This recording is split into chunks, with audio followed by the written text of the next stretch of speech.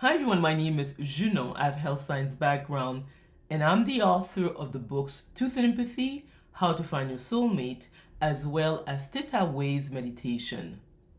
And I'll put links to my books below.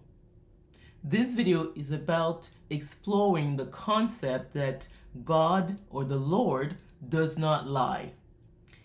I hear people day to day say that they're spiritual, that they believe in God, that they do good deeds on a regular basis to be able to have a good karma and be able to help others. But I think that there's an aspect of spirituality that people rarely explore.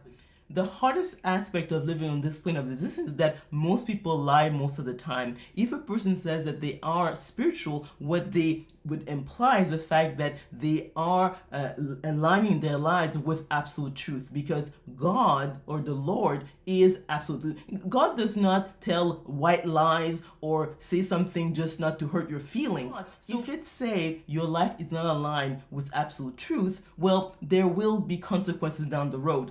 Because if you look at conflicts all over the world, it always is based on a lie. And the bigger the lie, the more violent the war. And actually, my favorite spiritual teacher, David Hawkins, was saying that you cannot create peace. Peace is the consequence of absolute truth prevailing.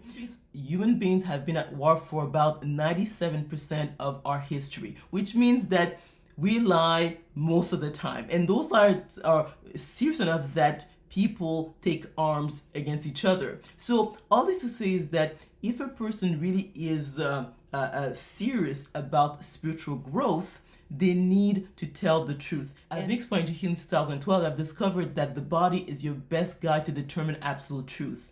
If a person, especially if they are healthy, is exposed to something that's toxic, they will have a negative reaction to it. And consequently, the best way to grow spiritually is to connect to the body, because your body is not politically correct.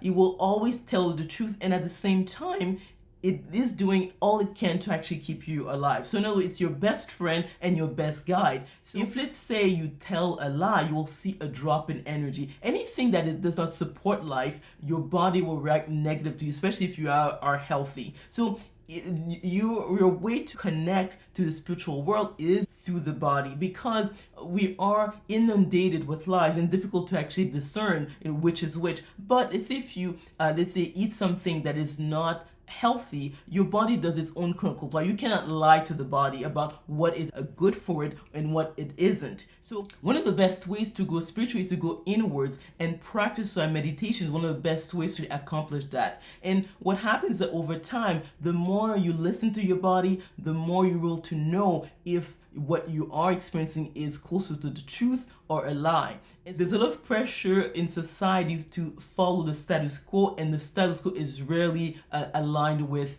absolute truth.